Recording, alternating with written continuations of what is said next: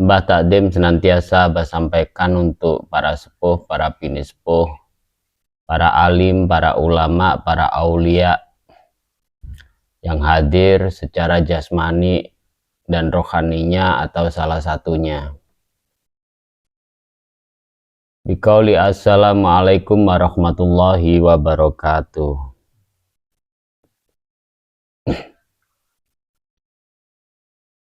Alhamdulillahirabbil alamin. Wabihi nasta'inu ala umuri dunya waddin, wassalatu wassalamu ala asrafil anbiya wal mursalin Sayyidina Muhammadin wa ala alihi wa ashabihi faman tabi'ahu bi ihsanin ila yaumiddin. Pertama dan utama, senantiasa mengingatkan kita semua untuk senantiasa mengakui bahwa apapun situasi yang kita jalanin, senantiasa berada dalam lingkup keselamatan, kesejahteraan, penuh berkah, penuh cinta dari Allah. Ini menjadi pondasi dasar untuk menuju apa yang dicita-citakan Rasulullah, supaya umat Rasulullah fil alamina hidup bahagia. Ketika fenomena itu tidak menjadi acuan awal, maka yang muncul dalam pikiran kita adalah sesuatu yang membuat kita keluar jauh dalam diri kita. Sementara koridor awal itu, surga itu rumahmu, kiblat itu hatimu. Sementara apa yang kita jalanin adalah tujuan besarnya adalah kembali kepada Allah. Nah, seberapapun banyak pengetahuan kita tentang ilmu tentang pengetahuan yang sifatnya eksak atau pengetahuan tentang disiplin ilmu yang lain, yang menjadikan kita berharga itu sebenarnya apa sih? Yang bikin kita merasa berharga itu karena ilmu kita atau karena karya kita? Nah, ini penting dipahami. Kenapa ini menjadi bab awal untuk pembuka? Supaya kita tahu diri. Apakah pengetahuan yang selama ini kita dapat telah bikin hidupmu bahagia? Apakah pengalaman dan ilmu pengetahuan yang kita dapat selama ini bikin hati kita tentrem? Apakah selama yang kita jalanin dalam keseharian kita dari zaman dulu sampai sekarang ini telah membuat dirimu bisa utuh menjadi dirimu atau utuh menjadi manusia? Atau bahasa dulu manusia Indonesia seutuhnya. Nah, pertanyaan sederhana ini kelihatannya nggak banyak yang berpikir sampai segitu. Karena apa yang dilihat cenderung sesuatu yang di luar dirinya. Apa yang diukur selalu mengukur sesuatu itu dari sudut pandang orang lain. Kebahagiaan diukur dari kebahagiaan orang lain. Kenikmatan hidup diukur dari kenikmatan hidup yang lain. Kepandaian, kepintaran diri diukur dari kepintaran dan kepandaian orang lain. Selama itu kita jalanin, insya Allah kita nggak akan pernah masuk dalam lingkup yang namanya kebahagiaan sejati. Dan artinya kita telah lepas dari jati diri kita. Nah, ini hal yang sederhana tapi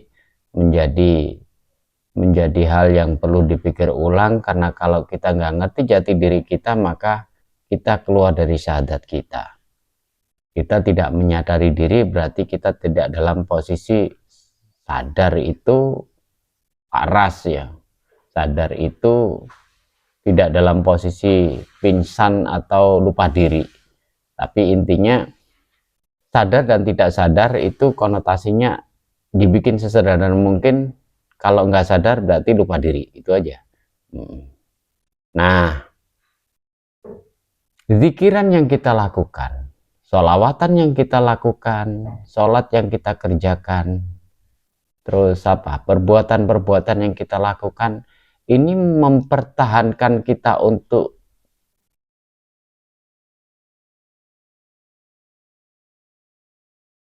berposisi dalam posisi sadar, tahu diri, atau enggak nih?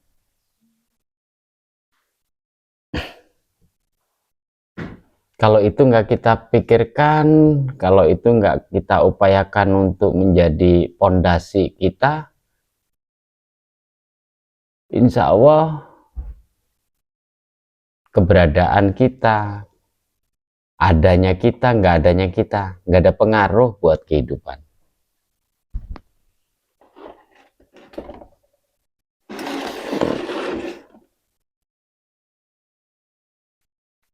Kalau adanya kita, nggak adanya kita, nggak ada pengaruh buat kehidupan, buat apa dong kita hidup?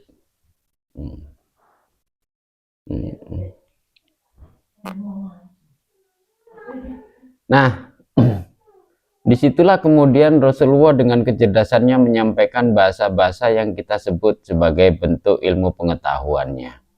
Yang kita kenal dengan selama ini, dengan bahasa agamanya kita sebut itulah syafaat Rasulullah. Tapi apakah kita secara personal ini mengakuin bahwa pengetahuan yang kita kenyam, pengetahuan yang disampaikan oleh para warasatul anbiya, ingat-ingat ya, para warasatul anbiya. Warasatul anbiya ini pewaris para nabi, bukan nabi, tapi para nabi. Ilmu pengetahuan tentang alam, ilmu pengetahuan tentang mikrokosmos, makrokosmos, tentang alam semesta, tentang kehidupan, tentang tata sosial dan seterusnya, itu yang kemudian dikemas dalam mukjizat, salah satu mukjizat Rasulullah yaitu Al-Quran. Itu pun tidak mampu mencakup semuanya kalau kita nggak pernah mengetahui apa sih isi di dalamnya. Nah, ini yang perlu kita garis bawain, bahwa berpikir sederhana itu bagus, tapi menggali lebih dalam apa yang kita pikirkan itu keharusan. Karena umur terus bertambah, wajah makin keriput, rambut makin putih, gigi makin ompong pelan-pelan, tulang makin rapuh, tenaga makin susut ya. Ini akan memicu pilihan ini harus kita tonjolin nih. Kita masih dalam posisi yang tidak sadar diri atau dalam posisi yang dengan kesadaran kita jalanin sisa-sisa yang ada ini. Supaya kita punya peran gitu.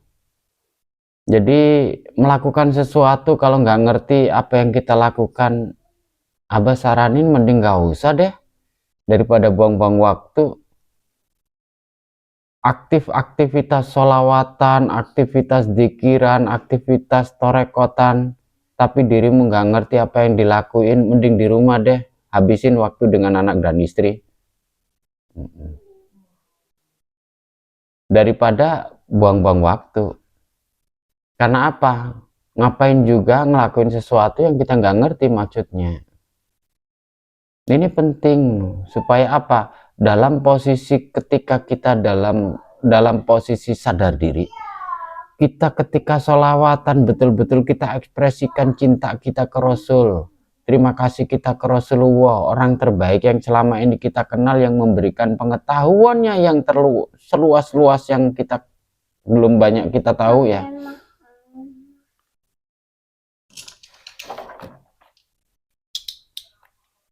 Kita melakukannya dengan sepenuh jiwa dan sepenuh raga, sepenuh hati katanya.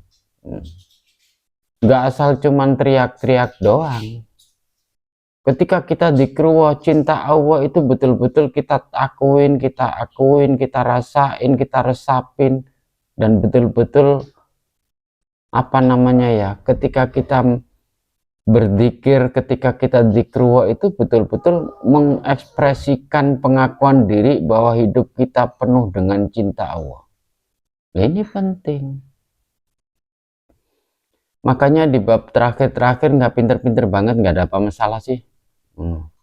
Nggak apa-apa, nggak pinter-pinter banget, nggak apal ini, nggak apal itu, nggak ada masalah sebenarnya. Tapi tahu diri ini penting. Karena nanti kalau udah tahu diri, kita bisa bersikap dengan lebih bagus lagi.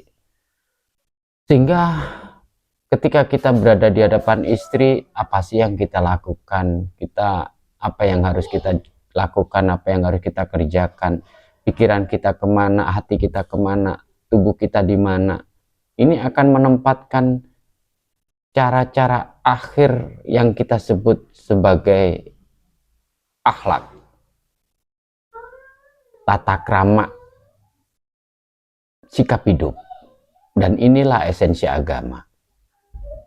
Karena selama ini yang kita pelajarin, gak yakin-yakin amat, Abah berpikiran, Abah gak yakin banget bahwa yang kita ngajiin, kita kajiin ini agama. Yang kita apalin ayat ini, apakah ini agama? Gak yakin banget. Karena apa? Yang selama ini kita gelutin itu masih sebagian dari serpihan ilmu agama. Diingat-ingat ya, serpihan ilmu agama, belum agamanya. Karena agama itu sifatnya sangat personal. Bagaimana diri kita menempatkan diri kita di hadapan Allah dengan segala bentuk makhluk hidupnya. Bagaimana kita menempatkan diri pada sesama manusia. Bagaimana kita menempatkan diri ketika dalam lingkup terkecil kita, keluarga, ketika kita di luar di pekerjaan, ketika kita sendiri dengan diri sendiri secara zahir dan secara batin, kita dengan diri kita secara organ per organ ini. Nah, itulah agama sebenarnya. Sementara yang kita pahamin tentang hukum ini, hukum itu cuma serpihan, tafsir daripada ilmu agama, sudut pandang. Ini penting dipahaminya. Jadi dibutuhkan kecerdasan luar biasa. Gak pinter-pinter banget, gak ada masalah. Gak harus hafal Quran, gak ada masalah.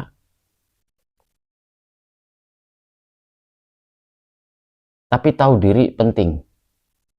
Kapan ketika kita berhadapan dengan diri sendiri, kapan kita ketika berhadapan dengan Sang Maha Pencipta, kapan kita berhadapan dengan sesuatu yang sangat tergantung kita kepadanya, alam semesta, unsur-unsur penting dalam kehidupan, bahkan di bagian-bagian terkecil dalam tubuh kita.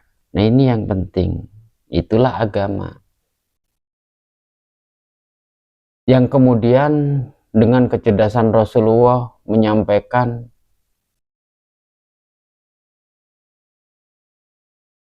rumusan terhebatnya berupa sholat. Sholat itu sikap hidup, bukan ritual, bukan seremonial, bukan harus cuman sekedar diapalin, bukan harus sekedar dikerjain, bukan. Rasulullah dengan kecerdasannya mengajarkan sikap kita terhadap diri sendiri. Bagaimana ketika gerakan takbiratul ihram dengan hukum tumak ninahnya, ketika dalam posisi kita berdiri takbiratul ihram, kita angkat tangan kita agak tinggi. Kemudian pernah nggak kita kepikiran kenapa sih takbiratul ihram harus begitu? Pernah nggak kita mikir kenapa sih harus ruku gerakannya seperti itu? Kenapa sih harus sujud gerakannya seperti itu? Kita selama ini cuman ngikutin aja kata orang. Kita selama ini cuman pondasinya apa kata kitab. Kita selama ini ngikut aja apa yang dikatakan orang-orang sebelum kita.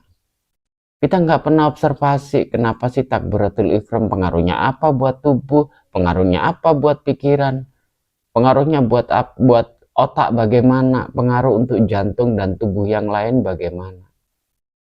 Karena ini sikap hidup.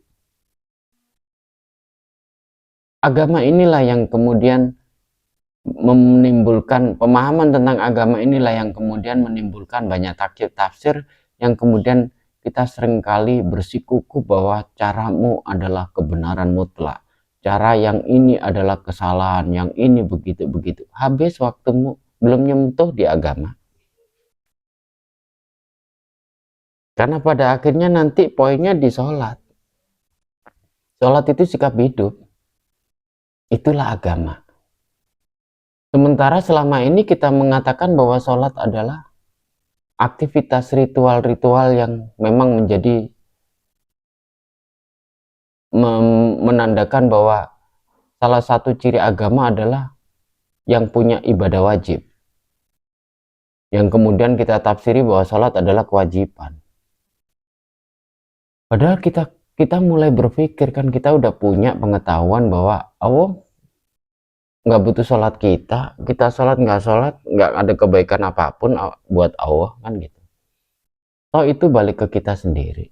Nah, cuman dibutuhkan pemaknaan yang lebih tentang sholat, karena sholat adalah sikap hidup.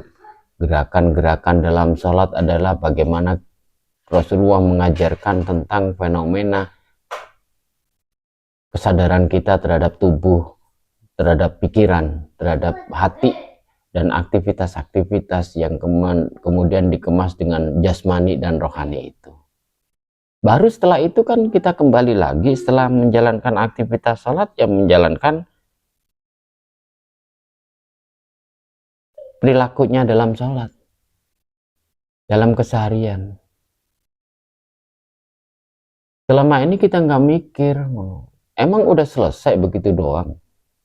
Takbiratul ihram, kemudian iftitah, setelah itu fatihah, kemudian rukuk, kemudian i'tidal, kemudian sujud, duduk di antara sujud, dan seterusnya. Nah, apakah itu yang dinamakan agama? Kalau memang itu yang dinamakan agama, hidup makin baik dong. Bumi makin sejahtera, alam semesta ini makin lestari. Ternyata enggak. Karena apa? Yang dijalankan masih di fisiklinya. Nah, ini yang perlu dipahami. Menyakitkan ketika kita bicara tentang ini sebenarnya. Banyak orang melakukan aktivitas ini, mungkin termasuk kita, tapi kejahatan masih kita lakukan, kebohongan masih kita jalanin, kepura-puraan, melakukan sesuatu masih pengen dinilai orang, melakukan sesuatu yang tendensius. Sementara kita tahu betul itu di dalamnya ada bacaan inna sholati wa nusuki wa mahyaya wa mamati lillahi rabbil alamin. Sesungguhnya sholatku, kita berikrar loh. Kita bersumpah di hadapan Allah, disaksikan alam semesta raya seisinya ini, bahwa sesungguhnya sholatku, komunikasi imbal balik antara diriku dengan Tuhanku, perbuatan-perbuatanku, hidupku, matiku, lillahi rabbil alamin. Kita udah ngomongin itu tiap waktu. Tapi kita suka nyangsang, kita suka nyangkut, melakukan sesuatu kepingin dinilai orang sebagai orang baik, sebagai orang alim. Akunya masih gede. Ini PR ya. Ketika kita mulai resah dengan situasi hidup, kita lupa, karena di situ juga kita diajarkan inni wajjahtu wajhiya lilladzi fatara samawati wal arda hanifan muslima wa ma'ana minal musyrikin. Menghadap hamba kepadamu berarti kan pengakuan. Dirimu mengakui sejarah jasmani dan rohani utuh di hadapan Sang Maha Pencipta alam semesta raya, yang Maha Pengatur untuk sistem kerja alam semesta raya. Hanifan dengan hati yang teguh, menjalankan apapun aktivitasnya. Musliman dengan berserah diri atau dengan mengikuti prosedur. Wa ma'ana minal musyrikin, dan tidak akan aku mengingkarinya. Kita udah janjiin itu sendiri loh. Disaksikan alam semesta raya atas nama Sang Maha Pencipta langit bumi seisinya. Tapi kita sering nyangkut, kita sering ragu-ragu, kita sering khawatir. Ini jadi masalah nih. Nah, dan ketika kita mulai terjebak pada sesuatu yang harus kita tutup-tutupin supaya kita diakuin orang baik, kita lupa kita udah ngikrarin. Kabira walhamdulillah kasiro, kita senantiasa ngomongin bahwa apa yang kita jalani adalah bentuk kebesaranmu ya Allah. Dan ini menjadi alasanku memujimu, dengan kemahasucianmu dari pagi sampai sore hari. Dan apa itu yang kita jadikan pengakuan itu adalah salah satu alasan kita muji ke Allah sebanyak-banyaknya. Kita udah ngomongin itu, tapi kita suka ngerasa susah, kita ngerasa resah, kita suka protes dengan keadaan. Nah, ini yang jadi masalah. Aktivitas hebat yang seperti itu ditafsiri dengan sangat rendah. Agama itu ya sikap hidup. Sikap hidup yang diajarkan Rasulullah ya dalam sholat. Itu sifat antara dirimu dengan dirimu sendiri. Yang dirimu dengan lingkunganmu, dirimu dengan sesama manusia, dirimu dengan sesama makhluk, dan dirimu kepada Sang Maha Pencipta. Yang kemudian dikemas dengan bahasa agama, hablum minallah, hablum minannas, wa hablum minal alam itu. Begitu. Jadi kadangkala Abah kehabisan tema nih, ngomongin apa lagi ini ya.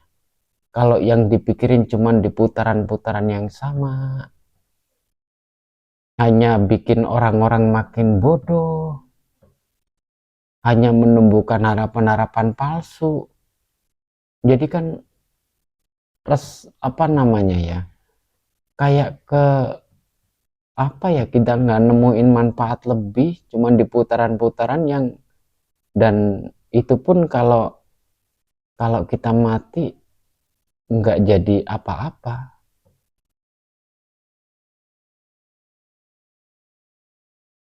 Kenapa itu salah satu alasan kenapa Abah nggak pernah janjiin tentang amalin ini supaya dapat surga. Sekalipun Abah nggak pernah ngomongin tentang pahala dan surga.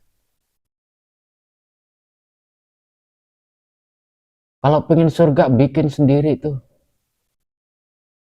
Pusing-pusing mikirin surga.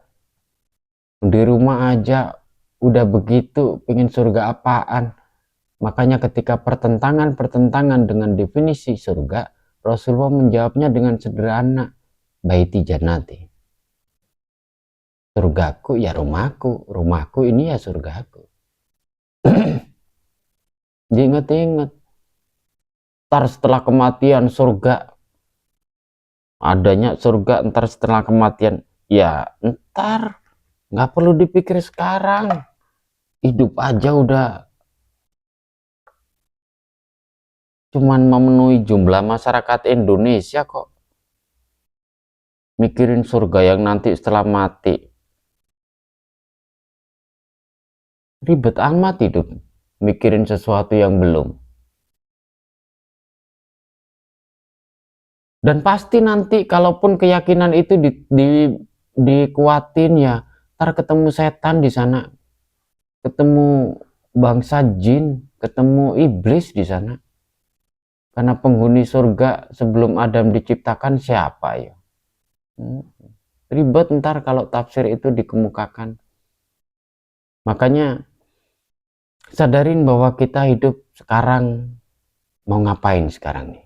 Setelah ini ngapain lagi nih? Setelah ini apain lagi nih? Kan begitu.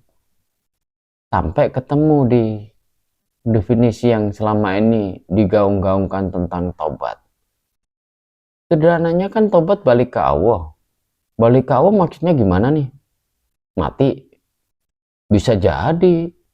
Balik ke Allah, apakah ditafsirkan mati salah? Enggak. Dan apakah itu kebenaran balik Allah itu dengan cara mati? Enggak juga, banyak orang mati nggak nyampe-nyampe. Begitu. Balik ke Allah itu didefinisikan bahwa balik pada sistem kehidupan, ke alam semestaan. Boleh aja, sah. Karena sulit memahami Al-Quran, apalagi kita menyebutnya sebagai kalam ilahi. Kalau manusia bisa mengerti maksud Allah, ya kira-kira gimana deh? Manusia bisa tahu maksudnya Tuhan yang menciptakan. Wah, kacau nih. Makanya kita diberi kewenangan. Setiap kalam ilahi itu diberikan potensi tafsir sejumlah manusia yang ada di muka bumi. Setiap kepala diperkenalkan untuk mentafsirinya. Setiap manusia, setiap makhluk bahkan diizinkan untuk mempunyai sudut pandang. Dan itu sah. Itulah hakikat. Nah, sementara ini kita berada di jalur yang mana nih? Itu. Hari ini agak sederhana babnya tapi kenceng ya. Karena supaya kita lebih menemukan fokus. Fokusmu apaan sih? Urusan tata ekonomi, urusan tata sosial, urusan penerimaan tentang fasilitas hidup, atau pencapaian-pencapaian yang lain. Yang nentuin kan masing-masing. Banyak penghafal Quran yang hidupnya susah, mati susah juga banyak. Banyak juga orang yang gak ngerti yang bilang dia berani mengatakan bahwa saya tidak beragama, hidup baik-baik saja, mati oke kok. Jadi gak ada kepastian. Amalan ini nanti begini begitu. Apa iya? Enggak begitu. Makanya Abah menyarankan, jalanin apapun termasuk dalam pekerjaannya, pahamin betul. Ini pekerjaan hanya berhenti untuk cari duit, buat gaji, atau untuk yang lain deh. Nah, inilah peran kalimat Bismillahirrahmanirrahim di ayat pertama ini menjadi jembatannya. Dengan memberikan peluang diri kita untuk mengakuin bahwa apapun yang kita jalanin adalah bentuk cinta kasih Allah. Itu udah kualitas iman yang keren yang masih bisa diukur oleh manusia. Baru kemudian kita juga boleh mengembangkan potensi itu. Rahman Rahim Allah nggak langsung turun dari langit. Ada prosesnya. Ada bagian-bagian makhluk lain yang di dalam Al-Quran disebut sebagai utusan-utusan yang terlibat di dalam aktivitas sesuatu yang kita maksud tadi. Yang Abah bahasakan, apa saja dan siapa saja yang terlibat dalam aktivitas turunnya Rahman Rahim Allah itu. Nah, pengakuannya juga penting. Itu hakikat syahadat. Pengakuan. Karena menyaksikan bisa dengan perasaannya, bisa dengan indrawi kita, bisa dengan intelektualitas kita. Baru setelah itu, prosedur proses turunnya Rahman Rahim Allah itu dari siapa, dari apa ini perlu diurai. Karena ini jembatan untuk menuju Alhamdulillahirabbil alamin.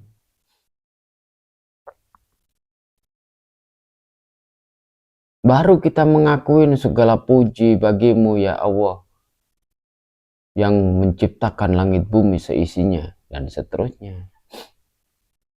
Karena gimana kita bisa ngomong Alhamdulillahirabbil alamin kalau prosedur-prosedur yang awalan tadi nggak kita pahamin. Di situ. Kenapa jadi berat? Karena kita masih menganggap bahwa diri kita, pengetahuan kita ini yang terbaik. Ini yang jadi masalah. Yang SMP, wah mati-matian bilang bahwa SMP adalah pintu surga, kebenaran mutlak. Yang lainnya salah. Yang SMA juga begitu. Yang S1 begitu. S2 begitu. S3 begitu. Padahal kan gak harus begitu-begitu amat. Dalam kurikulum pendidikan manusia aja kita menyadarin kok dari mulai PAUD, TK, SD, SMP, jenjangnya jelas. Nah, untuk mengetahui kita berada di jenjang yang mana kan kita sendiri yang tahu. Kalau mengakui bahwa dirinya masih kelas SMP, yang masih apalan-apalan dan seterusnya, naik dong. Mulai belajar untuk aplikasi.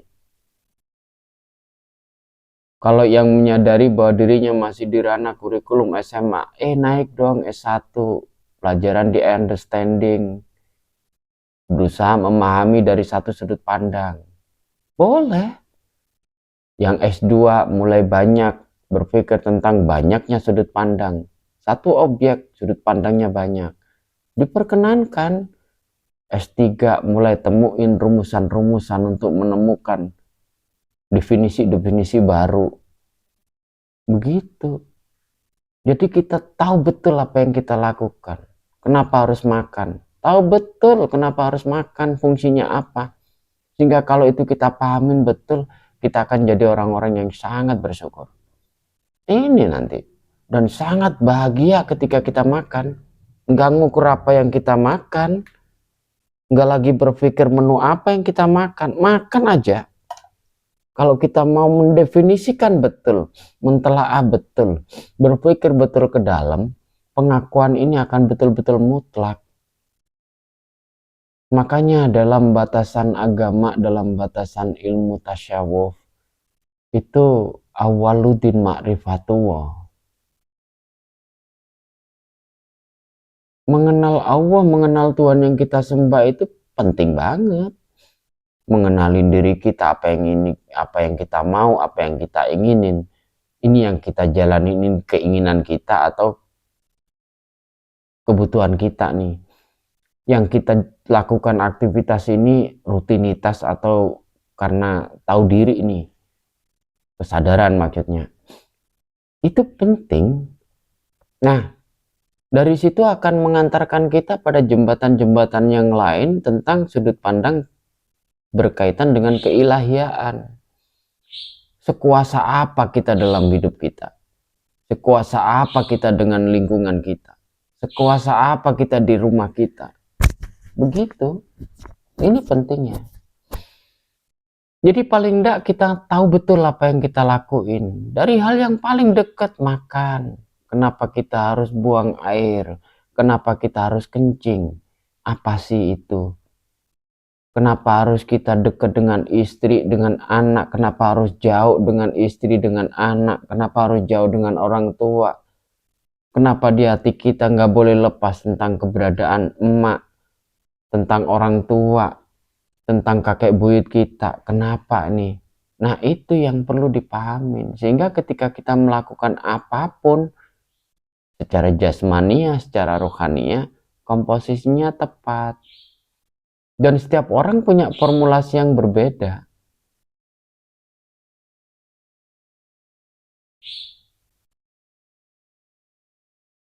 Nah, baru kemudian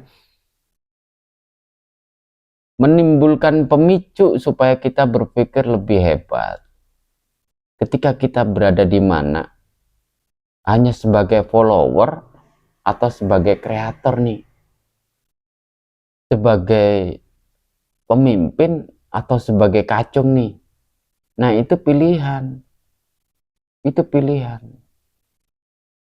Kalau nggak bisa jadi pemimpinnya, jadilah orang yang dekat dengan pemimpin, pelindungnya pemimpin, atau bagaimanakah. Nah, disitulah tingkat kecerdasan kita menempatkan posisi diri.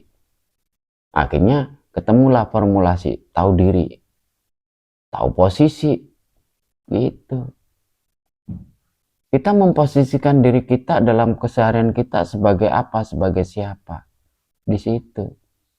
Dan bahasa ini senantiasa Rasulullah ajarkan, melakukan aktivitas apapun itu bentuknya, ummati, ummati, ummati.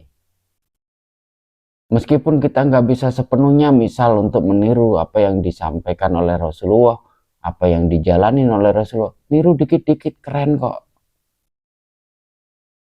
Dikit-dikit aja, nggak perlu banyak-banyak. Dikit-dikit aja, udah keren banget.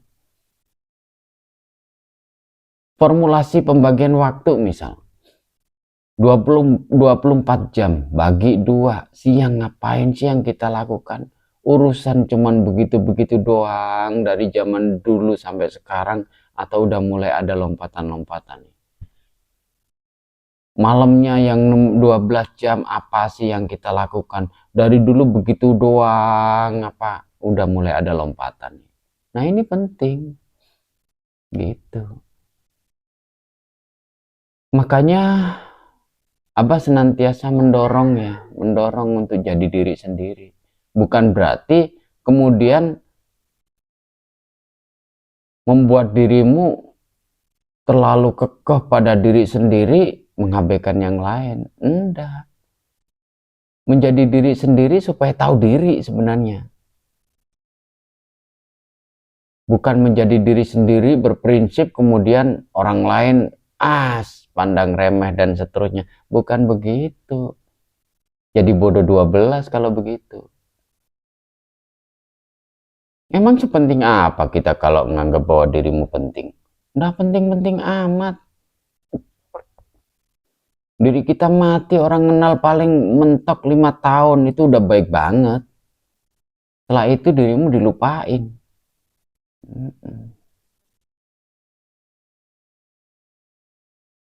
Nggak penting-penting amat kita.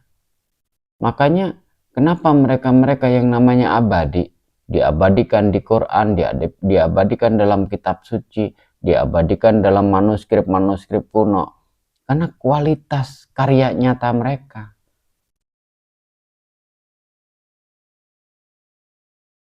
Karya tulis juga termasuk. Karya kata bisa dilupain. Karya tulis kalau memang mujur, tulisanmu akan dikenang sama orang. Gitu. Ya harus mengakui deh.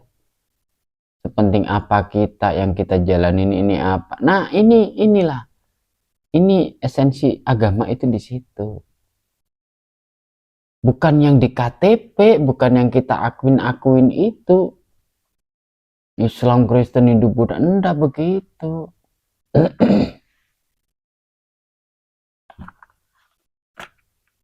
Makanya Abah punya definisi kan gitu tentang agama.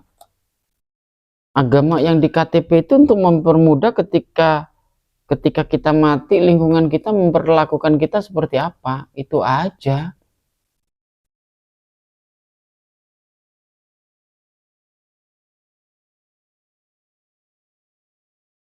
Dulu zaman Pak Harto orang-orang Cina pada pakai nama Jawa, pakai agama Islam dan seterusnya. Buat mereka lebih mudah hidup.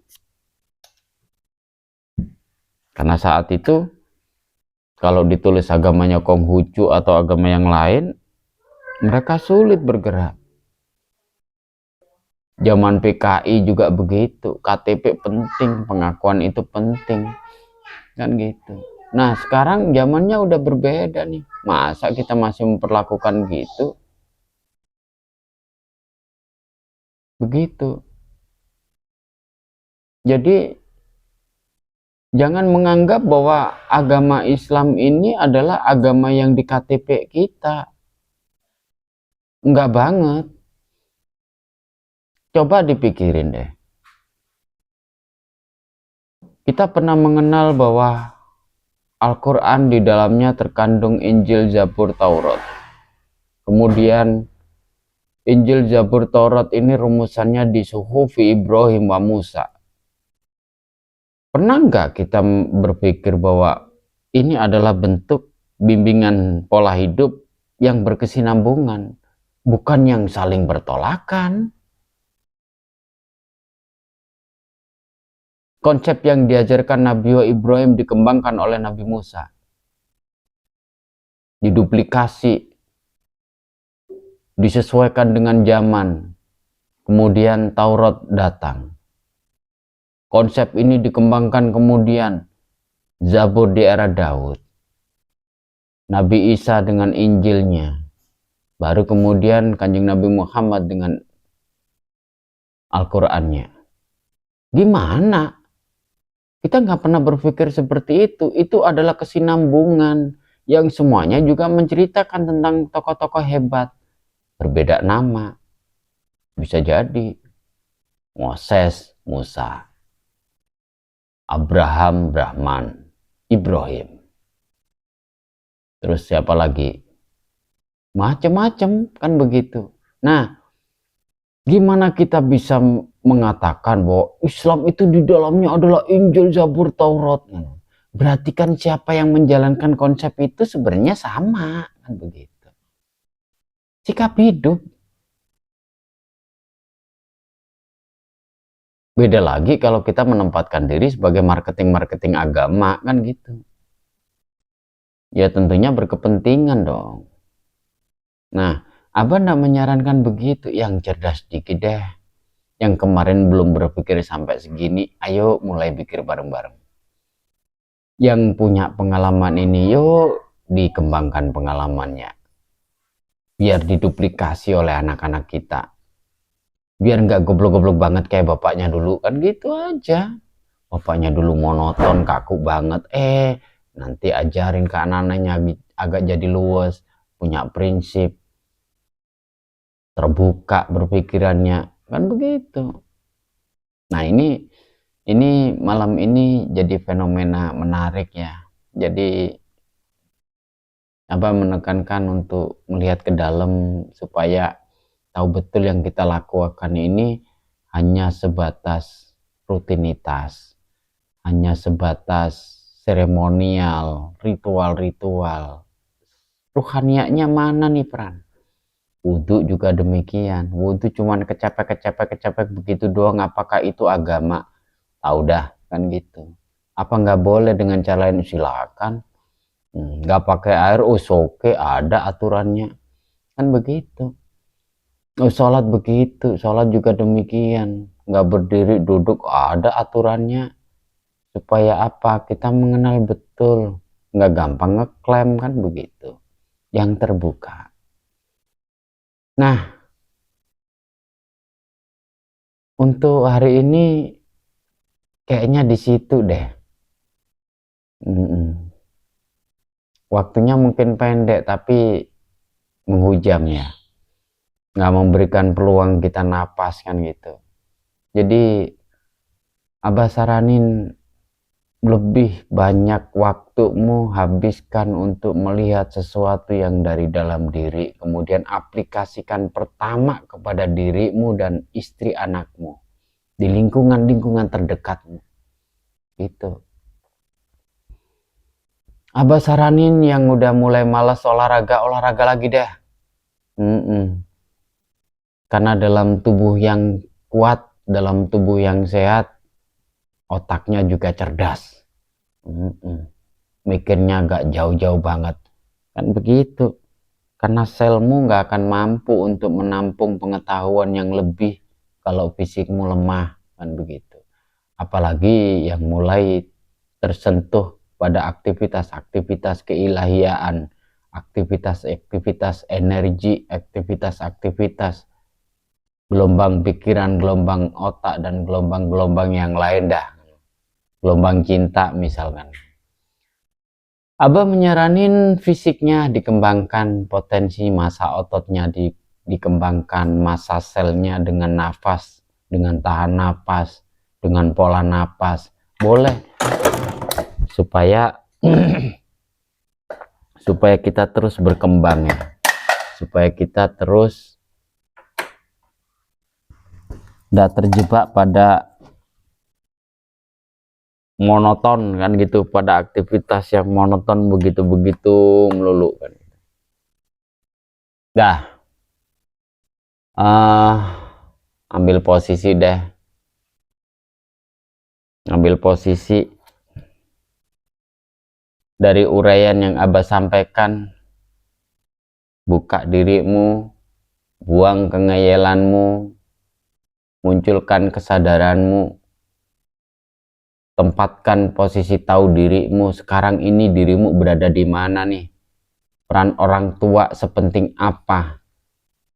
Peran istrimu sepenting apa? Peran anakmu sepenting apa? Yang jadi guru, peran dari jadi guru itu seperti apa? Sepenting apa? Gak ada guru kalau gak ada muridnya. Posisi murid sepenting apa? Gak ada orang tua kalau gak ada anak. Sepenting apa? Nah, itu mulai harus ditanamin supaya kita dalam pengkualitasan diri ini tidak munculnya di orang lain. Buat apa? Dirimu dikenal jadi orang hebat oleh orang lain, tapi anak dan istrimu terabaikan. Wah, bahaya nih. Gitu. karyamu secara rohani. Jadi ketika kita memilih potensi harus jauh dengan anak, dengan istri, dengan orang tua, itu alasannya apa? Untuk apa? Karya besar karya besar apa yang ingin kita ciptakan? Itu akan penting ya. Nah, sampaikan bahasa Bismillahirrahmanirrahim secara harfiahnya. Kemudian munculkan sikapnya.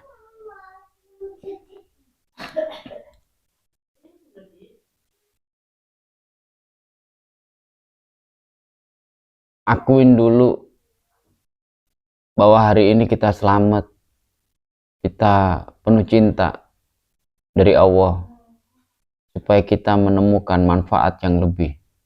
Supaya kita bisa menghadirkan manfaat-manfaat yang tidak berhenti di warahmah wabarakatuh itu. Ini sikap hidup secara internal, baru nanti luapkan dalam sikap perilaku-perilaku kita. Ini sikap secara rohani. Dengan caramu, bebasin.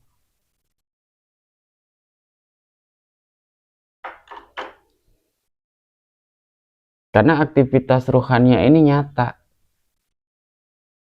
Pancaran frekuensinya nggak terbatas.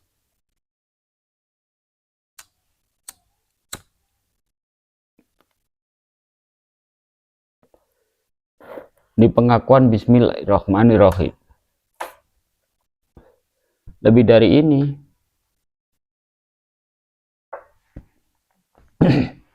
Lebih totalitas dong.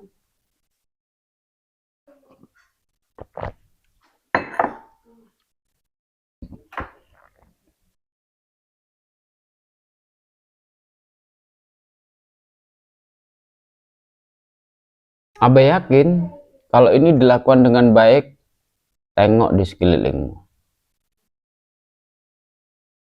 Daun pun gak akan pernah bergerak. Gak akan bergerak dia.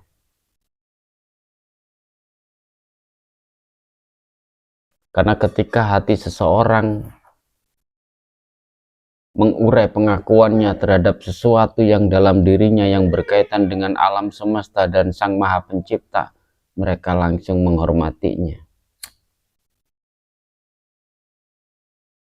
Yang bahasa agama, alam semesta menjadi saksimu. Bumi langit seisinya akan menjadi saksimu. Akuin aja. Ya tentu diawalin pengakuan yang apa yang engkau rasakan, apa yang engkau jalanin, baru kemudian naik siapa dan apa yang menjadi jalan. Siapa dulu yang menjadi jalan, prosedur itu nyampe kepada dirimu. Urai dengan pengakuanmu. Beda orang beda. Naikin kemudian apa itu sesuatu yang kebendaan, udara, air, api, dan seterusnya sampai para yang lainnya lah, utusan-utusan yang lain. Siklus alam semesta ini baru kepada Rabbul Alamina yang mengatur sistem alam semesta ini. Baru kemudian naik lagi ke Sang Maha Pencipta.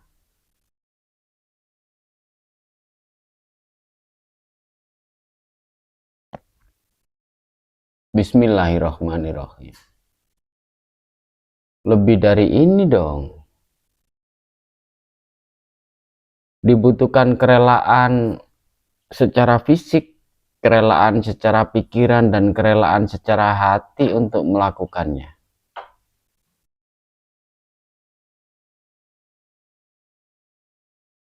Terlalu lambat, jatuhkan.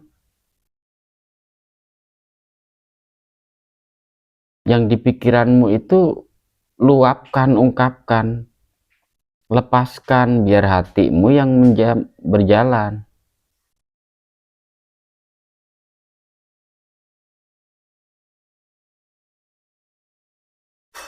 Kalau masih bisa lebih dari ini, lebihkan.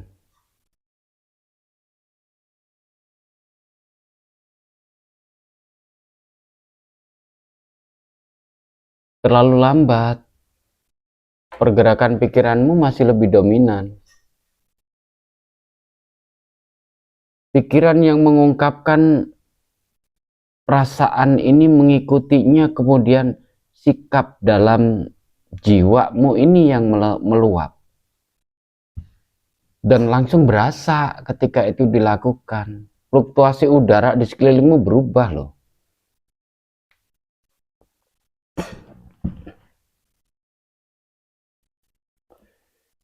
Jadi komposisi pengaktifan gelombang otak, gelombang pikiran, dan gelombang hati berjalan dengan sinkron sesuai dengan tahapannya. Yang ujung-ujungnya disikap hidup secara ruhania, di mana kita menempatkan posisi sebagai penyaksi pengaku di hadapan semuanya. Dan hanya dirimu yang tahu ini. Abah cuma mendorong aja. Abah coba menangkap frekuensi gelombang pikiran dan gelombang hatimu. Karena langit kita sama.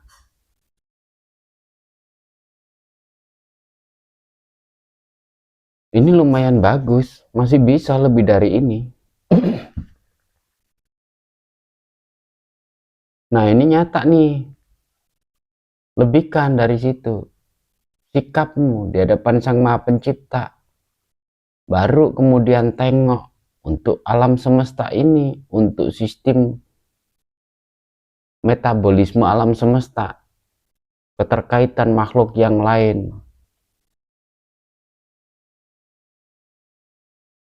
Ini sikap rahmatan lil alamin yang Rasulullah ajarkan. Dirimu kepada Sang Maha Pencipta untuk semuanya. Tapi prosedurnya kan begitu tadi. Dirimu yang dirasakan, kemudian yang kau pikirkan, siapa yang terlibat, apa aja yang terlibat, naik sampai ke Sang Maha Pencipta. Kalau udah di sana, dirimu mewakili semuanya.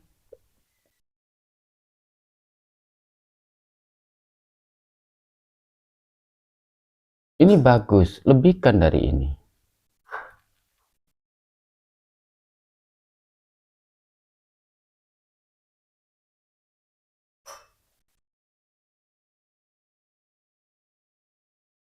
Masuk pada rongga yang lain. Keberadaanmu sampai hari ini secara rohania itu Allah yang ciptain. Akuin. Dirimu hidup karena emak dan bapak kita, raga kita.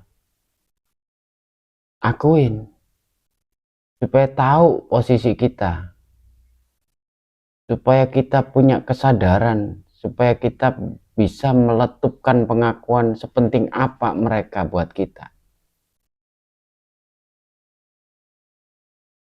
Begitu pola ini dilakukan, selmu terkoneksi.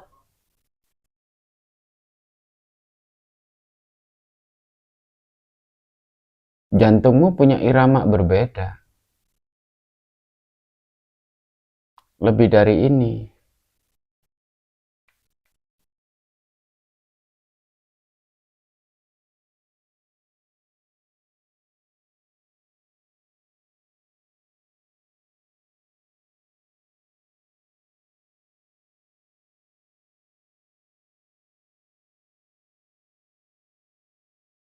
Menjadi berat ketika kita nggak mengupas sisi yang lainnya, pengakuannya.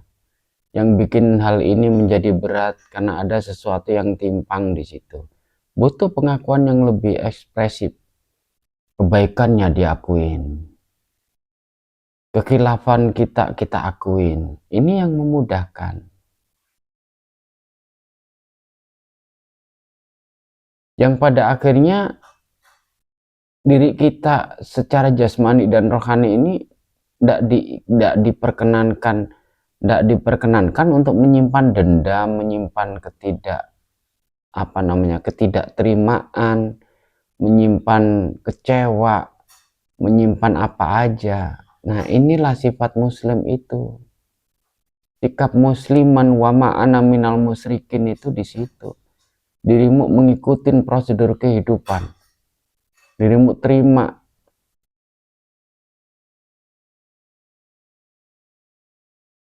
Dan kau tidak memberikan peluang untuk mengingkari pengakuan ini. Wa ma'ana minal musyrikin. Lebih dari ini bagus. Pergerakannya nyata kok. Ada 3 bagian yang saat ini langsung bergerak.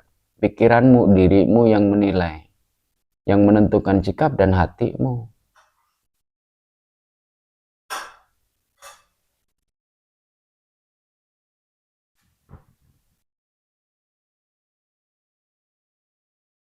Masuk di rongga yang lain. Orang-orang yang terpenting dalam hidup. Selain orang tua. Istri mungkin, anak mungkin. Akuin sepenting apa mereka buat dirimu. Guru bisa jadi. Sepenting apa mereka buat dirimu. Kebaikannya diakuin, diurai lagi ya. Kebaikannya diakuin, salahnya dimaafkan, kita yang punya salah, relain.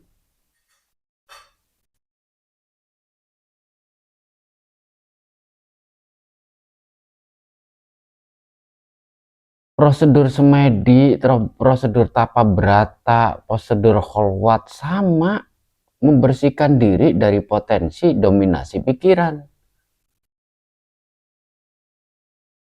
Di antaranya perasaan bersalah, rasa bersalah, kesalahan, ketidakterimaan, dendam, dan seterusnya itu. Bahkan termasuk nanti pada akhirnya rasa suka kita kepada yang lainnya. Diurai pelan-pelan. Lebih bagus lagi.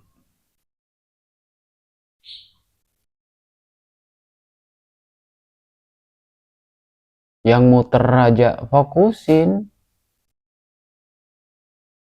Karena butuh sifat hanifan. Hati yang teguh. Tekad kita menghadap ke Allah. Dengan cara tahapan awal menumbuhkan pengakuan.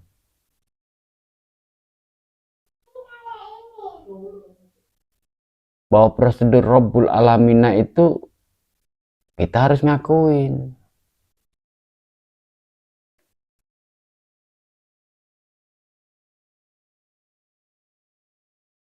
Bukan seberapa banyak hafalan dan bacaanmu. Bismillah 1000 kali dengan sekali bisa jadi esensinya sama. Itu yang dibutuhkan understanding dan action. Action secara dohir, action secara batin. Dikombinasikan keduanya makin sip. Makanya sholat, itu sholat dohir dan sholat batin. Lebih dari ini, kurang sensasional. Kalau cuma sebatas ini, kejujurannya masih terhambat. Sikap sidik itu loh, jujur ngakuin, berani ngungkapin, kecerdasan bahasanya dengan bahasa yang paling santun yang bisa kita sampaikan. Dan kita jaga komitmen ini. Sifat dasar 4 yang Rasulullah punya. Ini lumayan nih, bagus nih. Lebihkan dari ini. Masih bisa, masih jauh.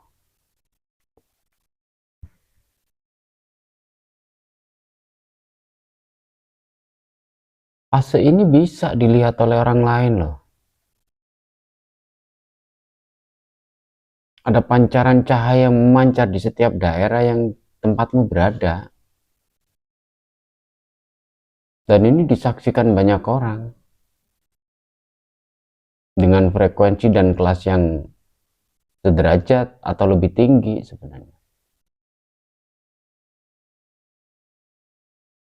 Sensitivitas Orang-orang yang punya sensitivitas energi, mungkin frekuensi, mungkin bisa jadi sangat terkoneksi.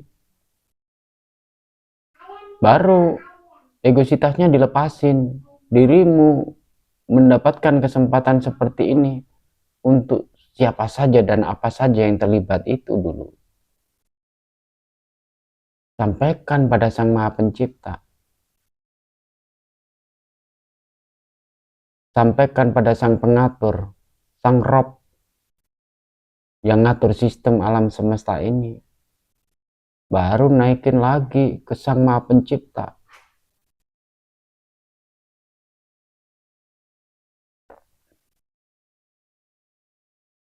Terusin, bagus ini. Nah, ini sikap rahmatan lil alamin. Bahkan sampai sholat pun ketika dirimu masih untuk dirimu. Nggak seperti yang Rasulullah mau. Karena Rasulullah melakukannya dengan untuk umatnya. Minimal jangkau di sikap iktidal. Mil'us samawati wa mil'ul ardi. Rabbana lakal hamdu itu. Mil'us samawati wa mil'ul ardi wa min umasyita min syai'in batu. Itu udah sangat keren sekali loh. Ini bagus loh.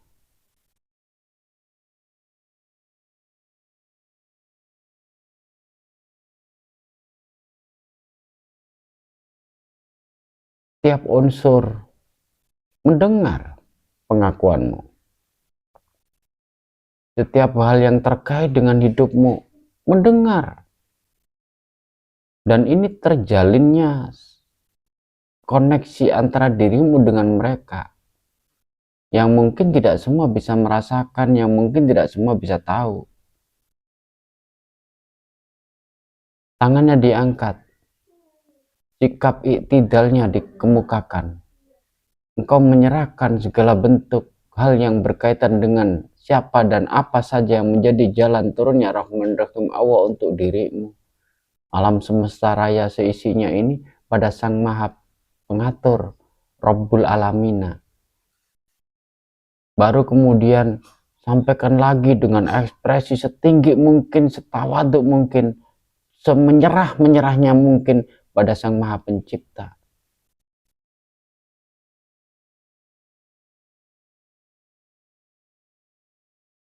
Dirimu hilang kalau udah begini. Egomu nggak kepake.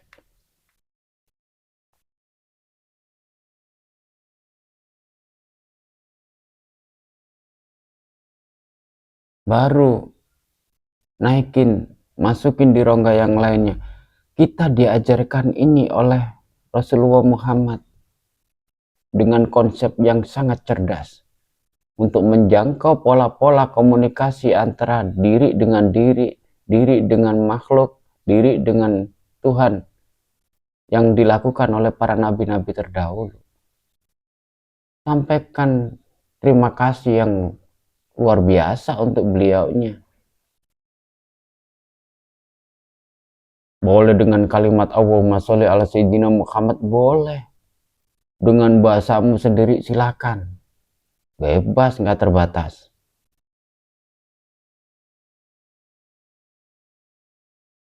Yang mulai bergeser, turun pelan-pelan, ditata lagi.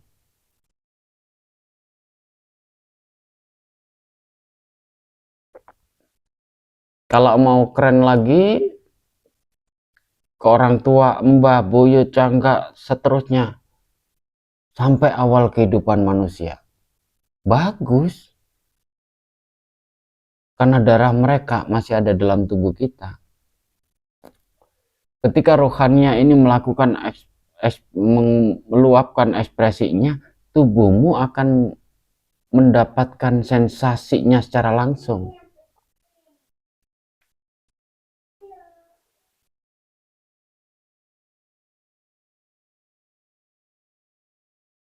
Naikin si fase yang lanjutannya.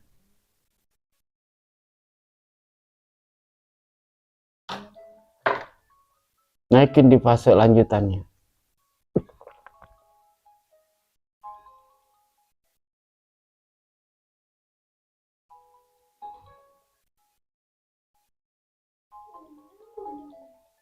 tersenyumlah. Karena berita kebahagiaan itu yang paling dekat senyum. Senyumin aja, senyum betulan. Buka mulutmu 2 cm, 3 cm boleh.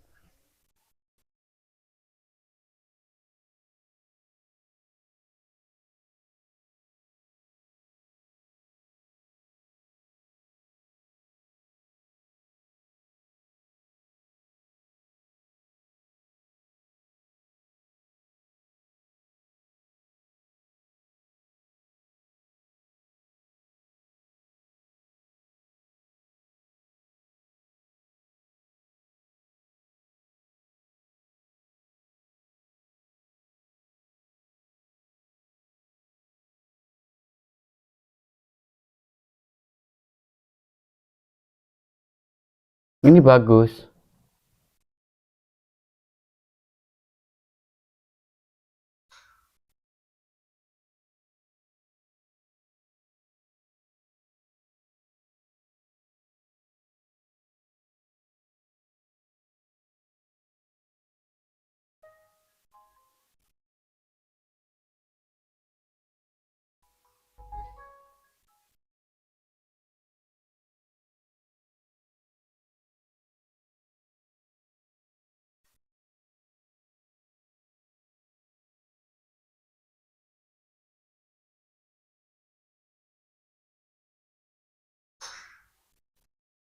Terima semuanya tanpa penolakan. Biarkan semuanya meresap dalam dirimu secara jasmani dan secara rohaniamu.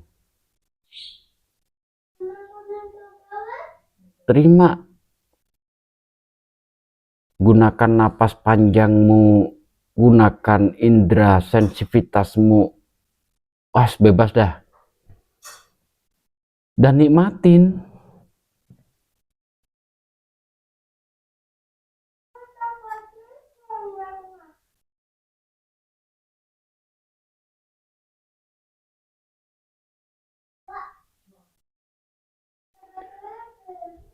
Kalaupun orang punya keinginan untuk hidup lebih mulia dari sebelumnya, sah banget. Bagi mereka yang sakit, terima dulu, baru kemudian upayain untuk penyembuhan diri. Boleh. Kalau yang sakit tubuhmu, maka ajak bicara tubuhmu. Untuk setiap sel, setiap jaringannya melakukan pembenahan diri. Yang sakit pikiranmu, boleh dilakukan komunikasi untuk menyembuhkan caramu berpikir yang selalu miring misalnya. Boleh dikondisikan. Yang ingin hidupnya lebih layak dari hari ini, boleh. Terima dulu. Terima semuanya.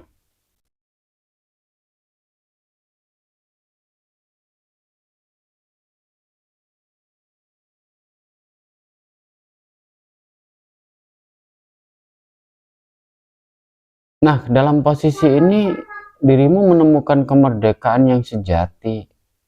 Dan ini pun masih kisi-kisi kan gitu. Ini pun tafsir dari kemerdekaan.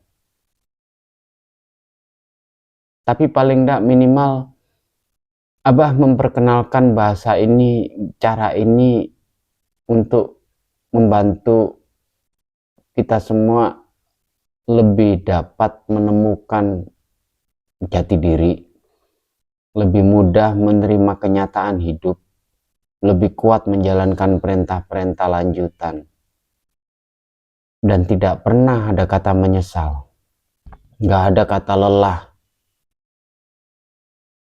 yang ada bahagia.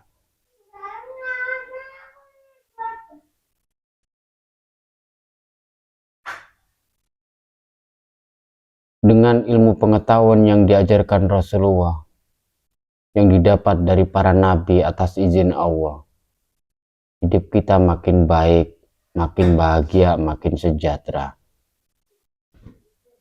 Biridhallahi lahumul Fatihah.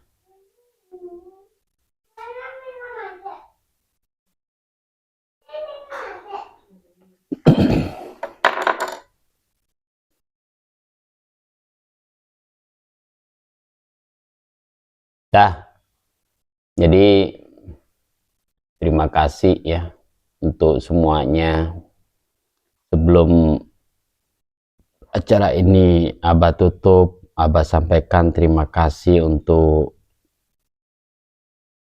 siapa ini ya, untuk Giono, untuk Bu Sri yang di Panjen Malang, untuk yang Haji Ponorogo Bojonegoro, terus siapa lagi itu ya, namanya nggak ono ya wis kata sebut ya.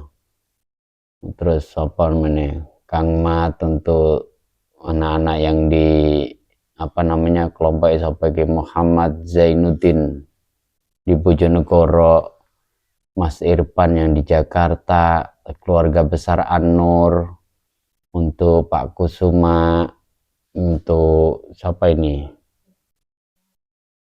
Bandi, siapa itu, terus Kang Pak Anang yang di Bojonegoro, untuk Kang Munir, dan untuk semuanya yang mungkin belum tersebutkan, untuk tadi Pak Usni ya, terima kasih. Dan apapun yang Abah sampaikan, Abah hanya menyampaikan bentuk cinta Abah untuk anak-anak Abah, karena Abah selalu mengakuin bahwa siapapun gak lepas dari salah, dari khilaf. Abah minta maaf sebesar-besarnya bila ada salah kata, salah ucap, salah sikap dari komunikasi yang hari ini kita jalanin. Tapi insya Allah dari semua yang kita lakukan akan membawa kita menjadi orang-orang yang lebih berkualitas ya, lebih cinta istri, lebih cinta Rasulullah, lebih cinta pada kehidupan dan cinta pada diri kita sendiri. Dan saya akhiri billahi taufiq wal hidayah wa ridha wal inayah. Saya kembalikan pada pembawa acara, nanti urusan komunikasi lanjutan silakan diterusin. Wassalamualaikum warahmatullahi wabarakatuh.